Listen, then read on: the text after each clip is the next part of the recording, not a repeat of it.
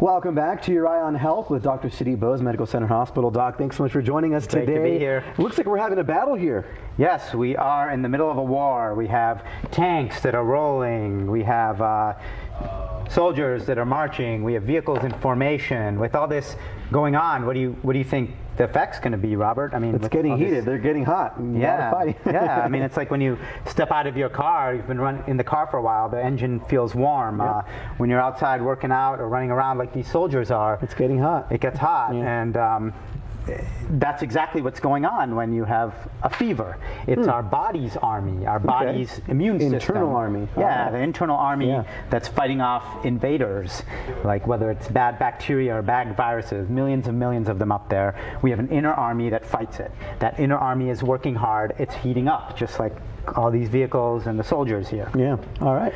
So, it's not necessarily a bad thing. It's a normal reaction. A fever. A fever, exactly. Good thing. Lots of myths about fever, right? Like yeah, right. Our grandparents told us to do this, our parents told us to do that.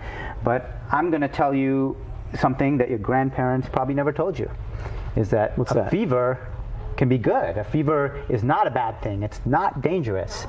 And a lot of people get really scared when they have a high temperature. And having that high temperature is not bad. It's a normal reaction. There's some sort of invasion by a bacteria or a virus, and your body's army is fighting, it's heating up.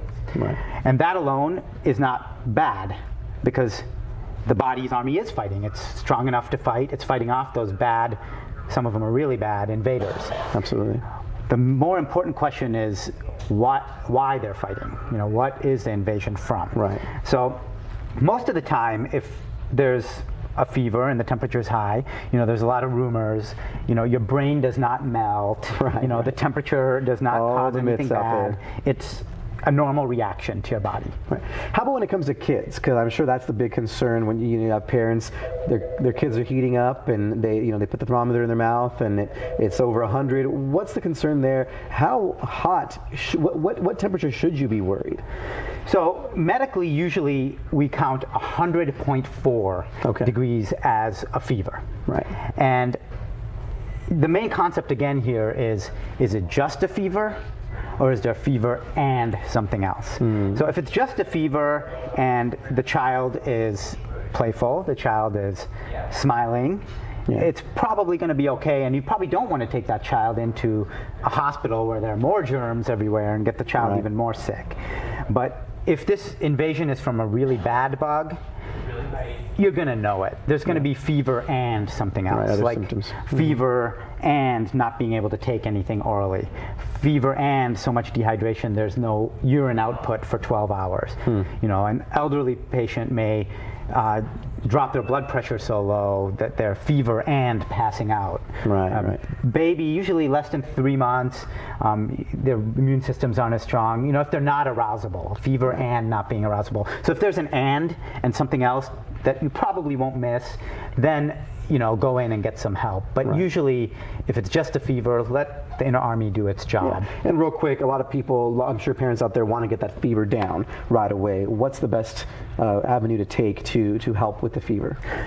And again, there are a lot of myths here of what to do. And usually, if you do nothing at all, it's still probably going to be okay. Your army's fighting, it's going to be okay. But you probably won't feel that good, so you might want to take some Tylenol. Tylenol's okay at all ages. When I talk about the ages, when you're less than 3 months old or elderly, your inner army is not as strong. You don't have a strong immune system, so maybe they should get medical help a little more frequently, especially if they have one of the ands. But Tylenol, a warm bath may cause comfort, or create comfort. If you're cold, get under a blanket. It's just comfort. Just comfort yourself and let your body run its course. And then hydration. I think grandma, maybe there were some myths from grandma, but when she told you to have that chicken soup, she was probably right. That one is right. It's hydration. So I remember my parents used to always throw me in a cold shower, and I hated that. So there's just let your body do its thing and don't panic too much. Don't panic too much and trust your inner army. It's doing its job. Doctor, thanks so much for joining us. And if you have any questions at home you'd like answered here on the front page, go ahead and submit them to the email there at the bottom of your screen. We'll be right back. Stay with us.